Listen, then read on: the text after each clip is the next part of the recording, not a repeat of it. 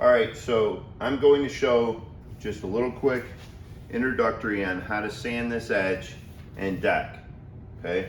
So what I use is a Festool 6-inch orbital sander with hook and loop. Hook and loop simply means that your pads stick like Velcro on, okay? I don't prefer using sticky pads. Some people use an adhesive back, they peel it, they put it on their pad.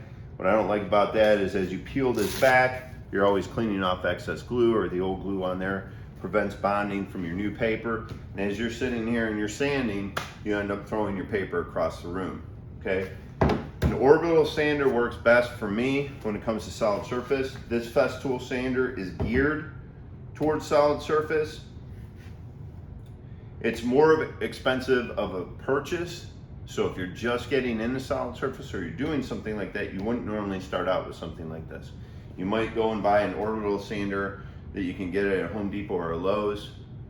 Use pads there. Again, I would use a hook and loop or Velcro type, but that will get you by. But if you're sitting here and you're doing a large amount of work, the nice thing about the Festool is it has a regular and a grind method. Okay, so you can kick a button in and it will kind of dig down. Oftentimes when we sand with anything, what we do is we don't want to let the sander work. So what we do is we push ourselves into it, or we push down, and we think by doing this, we're sanding more. We're not. We're actually defeating the purpose of what this does, because as we push down, we're stopping it from being able to rotate or spin or do the things necessary, and we end up not getting a clean sanding as we want. With solid surface, it's very important that you sand with certain grits. You move up, you clean things off with it so that you eliminate any surface scratches or any extra adhesive or anything like that. As you go up in number, that means you're kind of getting to a finer sandpaper. So if I was to start out, for example, with, and this is marked on the back, 150 grit, okay? 150 grit sandpaper is going to be much more coarse than a 220, all right? Now, normally on solid surface, I don't start with a 150, all right? The way it was explained to me years ago when I took a solid surface class was that these sheets come from the manufacturer a lot of times already sanded up to about 180 grit. And as we go up in the number, right, we're getting to a finer type sandpaper. So if I take it down to a 150 typically, that means that I'm kind of going backwards, okay? So usually what I would try to do is I would start at a 180. We don't have a 180 right now. We have a 180 Aberlon pad, but this is more of a buffing pad. These are our sanding pads, okay? So I'm going to start at the 150 and I'll just have to work my way up. You can jump some steps and go from a 150 to say a 220 and skip a 180. Some people are much more rigid and they want you to go every single step because they feel that that's the way to go. It's a long process if you go that way. The typical way that you should sand is you go through everything with one grit. So you sand your face. If you feel that the top deck needs that 180 or that 150, then you'd hit that. Otherwise, I would just sand my face with the 150, and then when I go to my 220, I would use that on my face and use that on my top deck and whatever profile I cut. So if I cut a round over profile here, then I would take the sander and I would be rounding it with, say, that 220, okay? But first, what I want to do is, before I ever cut a profile, is I want to go and I want to clean up this edge. Even though we routed it, we have some areas where there's bumps and grooves. In router, like when you use a router, especially with a flush bit, and you can't really see it that well right here, but when you run your finger on it, you can feel chatter. Okay, so it's kind of where the bit is skipping along on there, and we want to be able to get rid of all that chatter so that the next bit we run across here, which will be a profile bit, like a round over, it will have a nice clean flow so that we get a nice round over going all the way down and it's not going in and out. Now, I have a big pet peeve when it comes to these sanders. I always like to see a pad on that when I go to pick it up. So when I go to pick up this sander and these holes line up with the holes that are on this sander, because there's a vacuum here that will suck up dust as you go. So you want to make sure you line them up okay?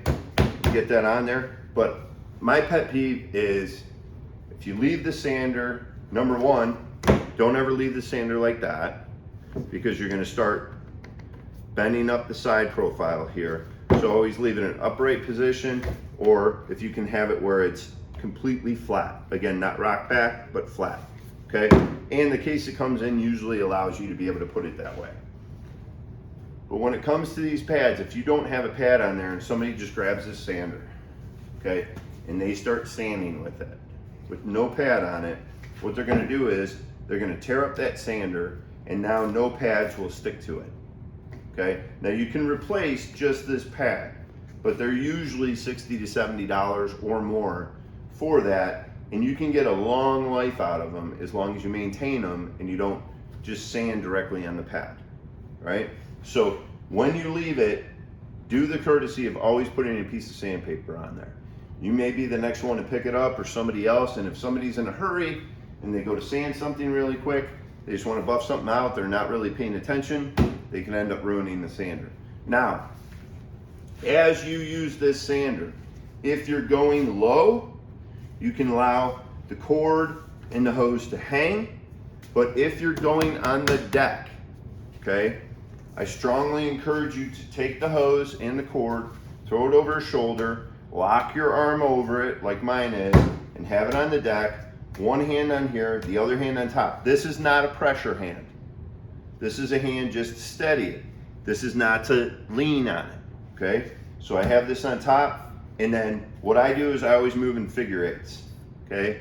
So I'll move like this, then I'll move like this, okay? Then I'll go back to horizontal, and then I go back to vertical. So I do 2 verticals, 2 horizontal, figure eights. I usually pick a section, and then I move on to the next, but I try to overlap slightly, okay? And you just kind of get in a rhythm, all right? And this way you're able to pick it up. I don't go side to side like this. I don't just kick it all around. You have to have some rhythm with it. Now, since I'm going to do the edge, I put on my 150 grit. I have everything plugged in. I'm going to turn this on, and what I'm going to do is I'm going to go here, then you're going to see me come over here with it, okay?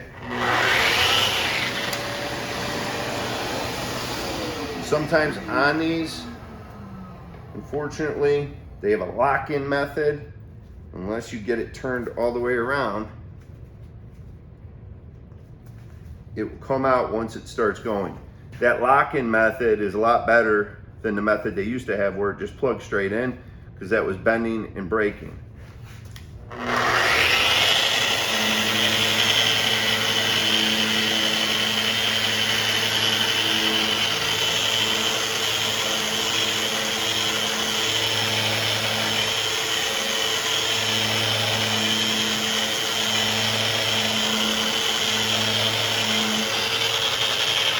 Okay, now, you saw how I got down and I looked at it. It's so I can see the edge, I can see if I have good adhesive going, I can see what it looks like. Now, I was on the polish.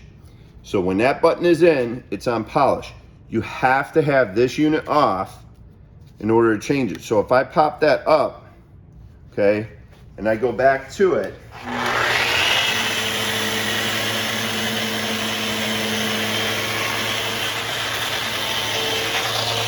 okay, you can't see it, but you can feel it. This wants to pull you, kind of wants to throw you. So if I'm going to sand out my sink, I will not do it on the aggressive setting. I will push that button in. Again, you have to have the power off. But you see that lip right there, okay? So we have a lip of adhesive and material right there. So I'm gonna take the aggressive setting,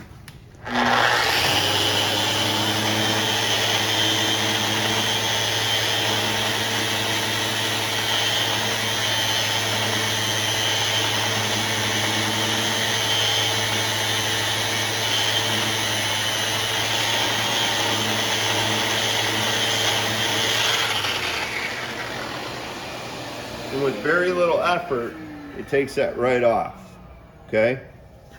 Now, outside corners are tricky, and they're tricky because this is where you have to be an experienced sander.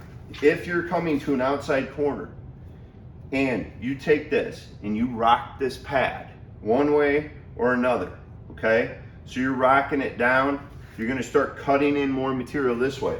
So when somebody looks at that outside corner, they're gonna see it curving in or they're gonna see it curving out, okay? Now, the biggest area that's gonna then affect you in is if you run this round over and you come up to do a rounded outside corner, it's not going to round correctly. And you're gonna end up sanding off more, and before you know it, it's gonna become very pronounced. You wanna make sure that your outside corners are crisp. Until you get the hang of it, the best thing that you could do is take like a small L square and come over and just check it. Run it across here, run it across here, and make sure that you're getting square corners. If you're not doing any outside corners right now and you're just sanding a straight edge, you can still do the same thing and check it with an L square to make sure you're not getting any big curves or gaps or angles. You want to make sure that you stay very steady with that. So again, as you do this, you will sand everything with one type of pad that is on your edging or any of your rough stuff. Then you'll come back, you'll hit the next one and next one.